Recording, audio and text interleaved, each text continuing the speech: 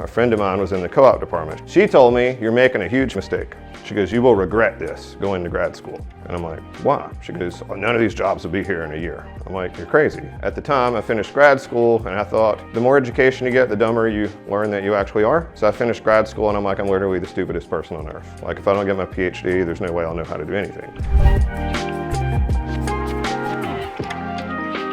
Where did I start? My old man built houses back in Mississippi. He did that for 30-something years, and I realized that sucked. I was knee-deep in mud tying rusty steel together before we poured concrete one day, and this dude asked me, "Hey, are you going to be a builder like your dad?" And I think I was like 11. I was like, "No, this sucks. I'm going to college." Because in my day, go to college, get a degree, get a good paying job, get benefits, work in a corporation, get your gold watch, retire, all that is now a complete sham and lie to you guys, right? So that was my start. Home building. I went to Mississippi State for engineering school, and I originally apparently checked some box that said civil, because I went in for a weekend to visit campus, basically to party and chase chicks on campus and drink as much beer as possible. But they had me filling out a schedule for the fall. And I was like, "What are all these civil engineering classes? Like, I don't want to do this crap." And they're like, "Well, you said you wanted to be a civil engineer." And I was like, "I'm in the wrong building. Where's the mechanical building?"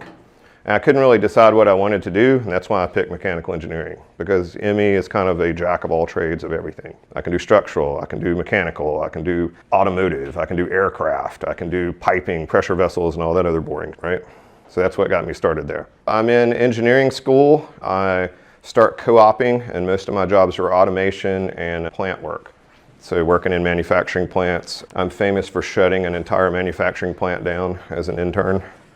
I was working in plating and heat treating. I had no idea what the hell I was doing because I sucked at chemistry. I completely effed up my titrations. I had them put a bunch of chemicals in a vat that didn't need it, and we shut the whole plant down, and 200 people went home for a couple days while they fixed it. And the cool thing is it was funny because I was an intern. Had I been a full-time engineer, I'd have had my shit in a box and probably been fired, but everybody thought that was hilarious. But anyway, I did that for a while. I built automated equipment. We built a massive manufacturing center in Hattiesburg, Mississippi for Sunbeam Household Products, put in all the lines, all the equipment, and then they decided, well, let's move all that shit to Mexico. So then we also moved all the stuff, and I went down to Mexico a bunch and to Acuna and just across into the border towns and helped put all that stuff in. I was finishing up my degree, and I'm Gen X. There's not any of us. There were very, very few of us. We all had 12, 14, 15 job offers when we finished school because there weren't any of us. And I'm looking at all these job offers, and some of them are pretty cool. And one of my senior professors calls me to his office. And he sits me down. I was in his senior design class. He goes, "Hey, I just wanted to talk about this project you did." I had built a simulation of a transmission in MathCAD.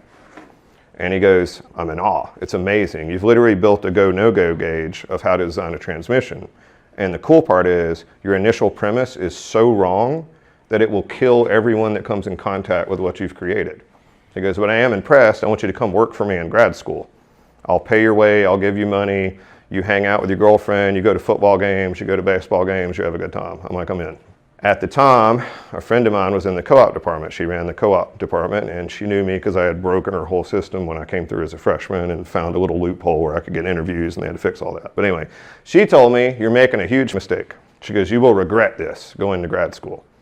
And I'm like, "Why?" She goes, "None of these jobs will be here in a year." I'm like, "You're crazy. Like, there's none of us." So anyway, I went to grad school, got out, had all 14 of those job offers again, plus another 14, which I went back and showed her. But anyway, at the time I finished grad school, and I thought, the more education you get, the dumber you learn that you actually are. So I finished grad school, and I'm like, I'm literally the stupidest person on earth. Like, if I don't get my PhD, there's no way I'll know how to do anything. So I got to looking for 2 jobs in different areas, and I had an offer in Huntsville, and I had a professor at University of Huntsville, Alabama at Huntsville, that I could go and get my PhD with while I worked ground control for the space station. And then I got an offer in Atlanta for Lockheed, and I got a set up at Georgia Tech where I could go into their PhD program. Here's a cool story for you. I decided, you know what, I don't think I'm gonna take this Lockheed job because it's a big plant and it looks kind of boring. Atlanta's kind of cool, but it's a long way off, and I liked Huntsville. So I called and turned down the job on a Friday. And it hit me, wait a minute, I need to do a little more research. So I started making some calls, and we had like 6 or 8 pages on the internet at the time. We had just gotten Netscape, so you could actually see pictures and stuff. So anyway, I'm doing some research, and I realized, wait a minute, I just made a major mistake. The university in Huntsville was all rockets and cryogenics and space shit. Wait a minute, I don't want to do that. Georgia Tech was design and analysis and all kinds of cool mechanical products. I'm like, that's what I want to do. So I'm like, oh crap, I just made a huge mistake. Well, I went to call the guy back. Well, it was like 6 p.m. Central in Mississippi. He's already gone for the day. So what did I do all weekend?